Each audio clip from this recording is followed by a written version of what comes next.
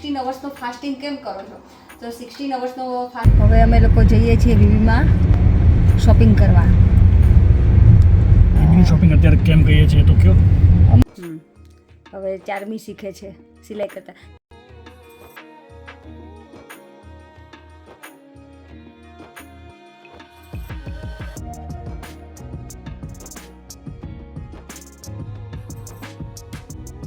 તો કેમ છો બધા? જય શ્રી કૃષ્ણ. અત્યારે હવે અમારે વાગ્યા છે 3 અને હું સલૂન ઉપરથી આવી ગઈ છું ઘરે. અને રેખાબેન ને દિલીપ કુમાર લેસ્ટર રોકાણા છે. અમે લોકો ગઈકાલે સાંજે આવ્યા હતા, પણ એ લોકો વેલ્સ જવાના છે ને એટલે એ લોકો રોકાયા છે ત્યાં લેસ્ટર. અને પછી શનિવારે એ બધા પાછા અહીંયા આવવાના છે. તો હવે અમારા લોકોને શું કહે કે મેં જવું છે વીબીમાં ને થોડુંક અમે લોકો જવાના છે હોલિડેમાં, તો થોડીક એ બી શોપિંગ કરતા આવીએ. અને પછી રવિવારે બપોરે પાછો શું કહે બધા મારી ઘરે હશે એટલે જમણવાર હશે તો એ બી થોડીક શોપિંગ કરતા આવીએ. અને અહીંયા હિમાંશુ અને યાશીનો હિમાંશુ અને મિનીનો નાઈસ બાપ દીકરીનો ટાઈમ ચાલે છે. મિની કેટલી પેમ્પરિંગ થાય છે જો. બાદ સવારનો બિઝી હતો, મેં લીધી જ નહોતી અને પેમ્પર કરું. અને વેધર પણ સો ફાર હજી સારું જ છે, વરસાદ ચાલુ થયો નથી. જોઈથી બતાવું, કાચમાંથી તો થોડું ઓલું જ આવે, વિન્ડોની અંદરથી જુઓ. Nice weather. અને ઘરમાં એક દિવસ મહેમાન ના હોય હિમાંશુ, આ લોકો 10 દિવસ રહીને ત્યાં ગયા હતા. એક દિવસ મહેમાન ના હોય તો કેવું લાગે ઘર? નહીં મને તો હવે રોવું આવે છે દિલીપભાઈ ગયા ને એટલે તો રેખાબેન મારું ઘર એકદમ ખાલી ઘર લાગે નહીં? ક્વાઇટ થઈ ગયું. રેખાબેન કેટલી બૂમો પાડતા સવારમાં ઉઠીને. હા, ભાખરી ખવડાવે પાછા તને. ભાખરી ખવડાવે. દિલીપભાઈ ઉપરથી આમ પેલા નહીં આપણે ટોમ એન્ડ જેરીમાં ઓલું ગળું પકડી નીચે લઈ આવે આમ ઉચકીને. બધું મિસ થાય છે. હા, સિરિયસલી ખાલી થઈ ગયો. હા, ખાલી જ લાગે ને તો. અને જોતા હોય તો કહી દઉં છું ભાઈ, ફ્રાઈડે સેટરડે પહોંચી જજો. હા, એમ નહીં તો તને આજે સેટરડે પાછા આવી જજો. આવી જશે. એ લોકો એક દિવસ 10 દિવસ રહીને ગયા તો આટલું લાગે છે. તું વિચાર કર 6 વીક આપણી જોડે રહીને જશે કેવું લાગશે? એટલે બહુ ખાલી થઈ આવ્યું. હા, જો તમે લોકો 10 દિવસ દિલીપ કુમાર અને રેખાબેન તમે લોકો 10 જ દિવસ અમારી જોડે રહીને ગયા તો અમને આટલું બધું મિસ થાય છે. અમારું ઘર ખાલી લાગે છે આજે. તો હવે તમે 6 અઠવાડિયા રહીને જાશો તો અમારી લોકોની શું હાલત થશે? અમારું ઘર તો મને લાગે ખનખન છે, ખાલી ખંજરીની જેમ એવું છે. તો હાલે મને ફટાફટ હું રસોઈમાં શું કર્યું બતાવી દઉં. મેં રસોઈમાં શું કર્યું તમને બતાવું. ચાલો નળ બંધ કરીને દીકરો 2 મિનિટ. જો રસોઈમાં મેં મસ્ત કોબી બટેકા ને ટામેટાનું શાક કરી દીધું છે. અને હું જો તમને બધાને કહું, આ પેનની અંદર શાક બહુ જ મસ્ત થાય છે. તમારે પુડલા કરવા હોય તો પુડલા બી થાય છે. આઈ થિંક આમાં તમારે હાંડવો કરવો હશે તો હાંડવો બી થઈ શકે, કારણ કે એટલી બધી બહુ થિકનેસ નથી એની, આમ લાઈક ડીપ, પણ બહુ સરસ છે. અને આનો નોનસ્ટિક શું કહે કે એનું જે શું કહે આમ ગોળાઈને એવું બહુ ડીપ પણ નથી ને બહુ પેલી છીછરી કહીએ ને આપણે એવી પણ નથી. એટલે એમાં હાંડવો બી થાય. તમારા ચણાના લોટના પુડલા કે બીજા કોઈ પુડલા કરવા હોય તો બી નાઈસ થાય. અને શાક તો ઓફકોર્સ આવું કોબીનું ને એવું હોય ને તો સરસ થાય છે. આમ છૂટું રહે ને તો ફટાફટ ચડી જાય. છૂટું શાક કરવું હોય ને એ મસ્ત થાય આમાં. એમ થોડુંક આપણે ભરેલા ભીંડાનું શાક કે એવું બધું મસ્ત થાય. અને મારા સાસુ મને યાદ આવી કે કારણ કે મારા સાસુને છે ને એવું હોય કે ઓલું પોળું વાસણ હોય ને, થોડુંક ખુલ્લું વાસણ હોય ને તો કે આમ હલાવતા મસ્ત ફાવે ને કે, એટલે અમારા મમ્મી એવા છે. એને આમ બધું નાનું ઓછું ગમે. આમ શાક ને એવું બધું હોય ને તો કે થોડુંક આમ પોળું હોય ને તો કે આમ હલાવતા ફાવે ને પાછા આમાં હાથે કરતા જાય. મમ્મી આજે તમારી યાદ આવી ગઈ આમ શું કહે પોળી લોઢી જો લાઈક તવું જોઈને, વોટ એવર જે હોય તે નોનસ્ટિક તવો જોઈને. છે ને કોબીનું શાક થઈ ગયું છે રેડી. કોબી બટાકા અને ટામેટા. અને આ છે રાઈસ. હું રોટલી નહીં બનાવું, કોબીનું શાક, રાઈસ અને શું કહેવાય કે જોડે સલાડ બનાવીશ. અને તમને છાશ કે દહીં કે જે ભાવતું હોય તે પાપડ. કારણ કે હું એટલે રોટલી નહીં બનાવું કે બધા લાઈક આપણે વીટ ખાઈએ ને તો બધા એવું કે તમારું ડાયાબિટીસમાં તો ફાયદો થાય જ તમે વીટ એટલે ઘઉં ન ખાતા હોવ તો. અને બીજું શું કે તમારું પેટ તમે ઘઉં ખાતા હોય તો બ્લોટિંગ થાય. અને મને યાદ નથી કોણે પૂછ્યું હતું, પણ કોઈ પૂછ્યું હતું કે તમે 16 અવર્સનો ફાસ્ટિંગ કેમ કરો છો? તો 16 અવર્સનો ફાસ્ટિંગ કરીએ ને તો ડાયાબિટીસ માટે સારું કહેવાય, કોલેસ્ટ્રોલ માટે સારું કહેવાય, કારણ કે આપણે ઘઉં અને ઘઉં અવોઇડ કરવાના. તો અને રાત્રે 6 વાગે ખાઈ લેવાનું, પછી સવારે એટલે 6 વાગે કે 7 વાગે તમે જ્યારે ખાતા હો ત્યારે, પણ 16 કલાકનું કરવાનું. એટલે એક જ વખત ફૂલ મિલ ખાવાનું. અને પછી તમારે ઇન બિટવીન તમારે ખાવું હોય તો એકદમ લાઇટ ખાવું, લાઈક ફ્રૂટ ખાઓ કે તમે કોઈ દૂધ પીવો કે ચા પીવો, તમને જે ભાવતું હોય તે. પણ 16 અવર્સનો ફાસ્ટ છે ને બહુ જ સારો કહેવાય. તમારી હેલ્થ માટે.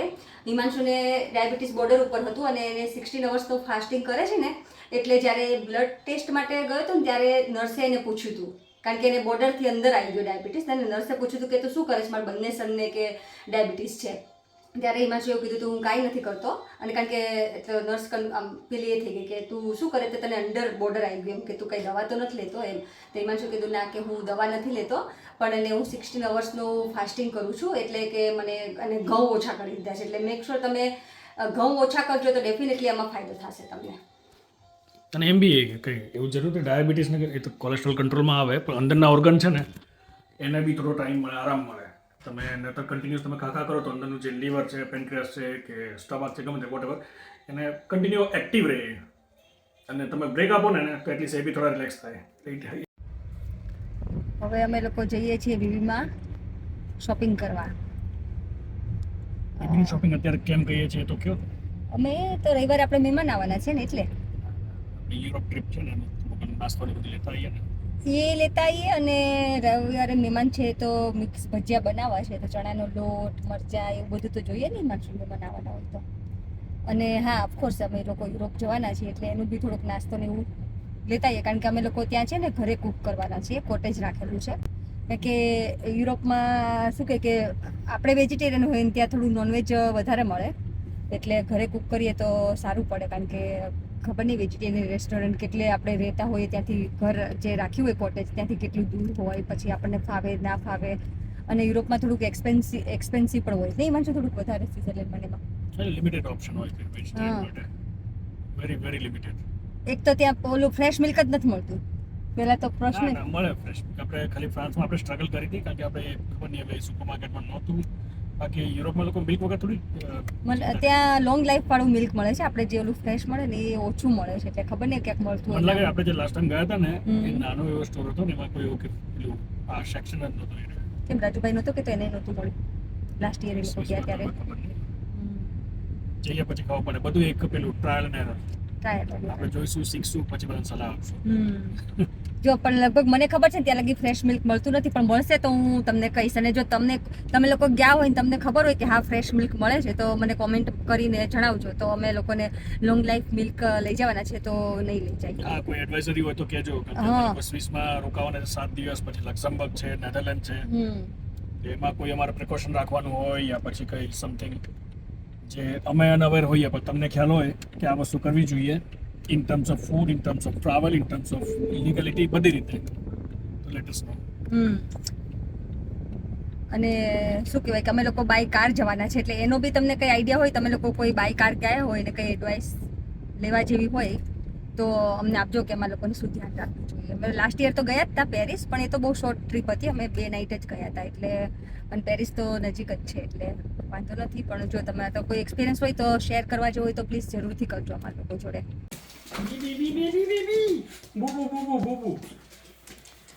What's happening with Mini? હા જા લઈ જાય, દીદી લઈ જાય વોકી કરવા, જા. હે ઓકે કરવા જવાનું છે. જો કોને જવાનું છે વોક કરવા? Bye bye. જો દીદી લઈ Bye bye. જાય. Let's go. Bye bye. યાસી જોડે જાય છે દીદી, યાસી જોડે જાય છે વોકી કરવા. Come on, Mini, come here. જોતો Come here, let's go. Come here. Mini. Meenu ચલો અહીંયા Wait, બધાને કેટલું છે? બસ. હે બીજું લાવવાનું છે બહારથી? હશે જોતો. તું જાય છે ચામો?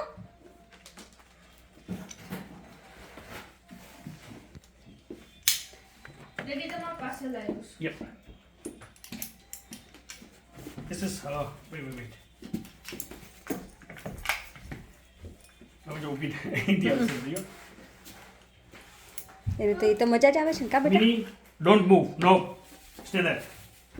Good girl. Do not move. ચલો આપણે જઈએ આમ સાઈડ માં જઈએ બધા એકલી ઊભી રહેશે. તો એથી તો એ હવે નહીં જલે. Let me hurry up. Yes. Wait. તું જાય છે? ના. એથી હવે છે ને અમારે મિની હલશે પણ નહીં. હવે ઉપડ્યા છે યાશી અને મિની બંને, અને અમે લોકો બીબીમાંથી શોપિંગ કરીને પણ ઘરે આવી ગયા છીએ. યાશુ સીધી સીધી જાજો બેટા. એ Minu bye bye bye bye. બરાબર. કેટલા વાગ્યા છે અત્યારે મને જોવા દો. પહેલાં વાગી ગયા છે 8 અને મિની બેન આવી ગયા છે પ્લે કરવા. એને મિની પછી વિન્ટરમાં મારા દીકરાને પ્રોબ્લેમ થશે કા. અત્યારે તો મજા આવે મારા છોકરાને કા બેટા. એ કરતા કરતા કરતા કરતા તું મૂક તો મમ્મા આમ કરે ને.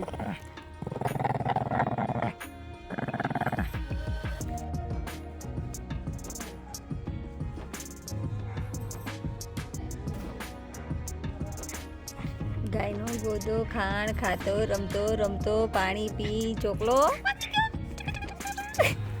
દેખાઈ ગયો.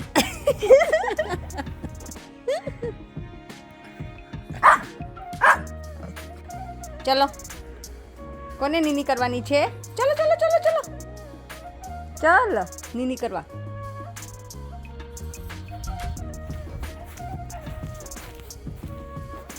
ચમી લઈ જા ચાલ મિનીને. Come on come on come on. એ મીનુ ચૂ મીનુ ચૂ ચૂ મારા દીકલાને.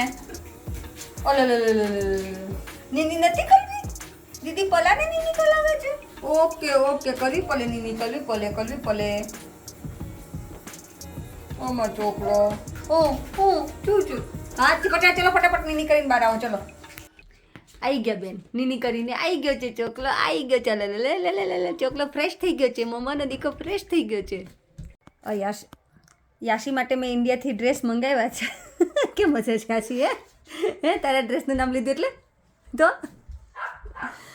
અને સ્મોલ સાઇઝ છે ને તો એ જો હું શું કહે કે ફિટિંગ કરવા બેસી ગઈ છું. આ યાશી આ તને સ્મોલ નાના ખુલ્લા પડે છે. હવે શું કરશું આપણે? સ્મોલ હતા ને ખુલ્લા પડે શું કરશું આપણે? ઈ કરતી ચાલ લે ફિટ લે માપ લે એટલે મને ખબર પડે છે. યાશીને ડ્રેસનું ફિટિંગ કરી દીધું છે. યાશી આમ ફર ગોળ ફર મારો દીકરો. નાઈસ ગમે તને? ઓકે. યાશી જોવો એનું જાતે છે ને લર્ન કરે છે ફિટિંગ કરવાનું. એને યાશી No, I'm just doing one. 1 તો 1માં થોડું આવડી જશે તને. You told me to do one. મેં તે કીધું લાઈ મને 1 કરવા દે. મેં નથી કીધું યાશી. Yeah, and then you said, oh, do one. હા પણ હવે તને પછી મને ખબર જ છે કે તને ન જ આવડે ને ફિટિંગ કરતા. હું જોઉં છું. Oh, thanks. એટલે એમ નહીં અત્યારે એમ તને સ્કૂલમાં શીખવાડે ને. That's for the sewing machine. તો આપણે લાવું I know છે how to use a sewing machine. આવડે જ તને તો લાવું છે આપણે. Do what? આ બધું ફિટિંગ કરી નાખવાનું I પછી. only know how to make a bag. પણ હું તને બીજું શીખવાડું ને ત્યાં ક્લાસ કરી લેવાના પછી બીજા. No. લાય હું શીખવાડું તને. શીખવાડું હે?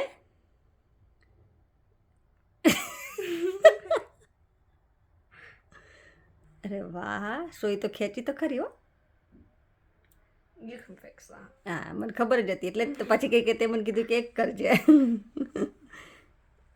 જામાં દીકરો જા. Do what? તે કપડાં ગૂંથવા I'm માંડે not doing it now. તો Doing it tomorrow. ઓકે સારું જા. હવે ચારમી શીખે છે સિલાઈ કરતા. ચારમી તમને સ્કૂલમાં શીખવાડ્યું નથી માં દીકરો? શીખવાડ્યું છે હાથેથી કે મશીનથી? બંને.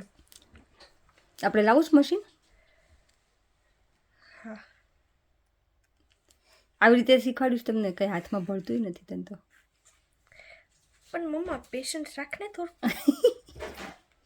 પેશન્સ રાખો. ઓકે. અરે આમ કેમ જઈશ? હે એટલે લાઈ તો આમાં ઘરમાં જુઓ કપડાં પડ્યા છે. ઘર ટાઈડી થાય છે કપડાનું. અને આ બધા ડ્રેસનું ફિટિંગ અહીંયા. ત્યાં શું જો હવે 4મીનો ટર્ન લર્ન કરવાનો. ચમી એમાં હું તું એટલું બધું નિરીક્ષણ કરે છે? એટલે હું શીખવાડું મારા દીકરાને. ફરી વખત કરવું પડશે. કેમ? એમાં તાર છોકરીઓ મોટી મળી થાવ જાતે સિલાઈ મળી જ કરવા. જો હમણાં યાશી શીખતી થાવ 4મી બેસી ગઈ છે. એવું કેવું એક હાથે સોય આમ કરતી હતી ને બીજા હાથે ખેંચવાની એવું ન હોય 4મું. એટલે આ માડી ગઈ. લ્યો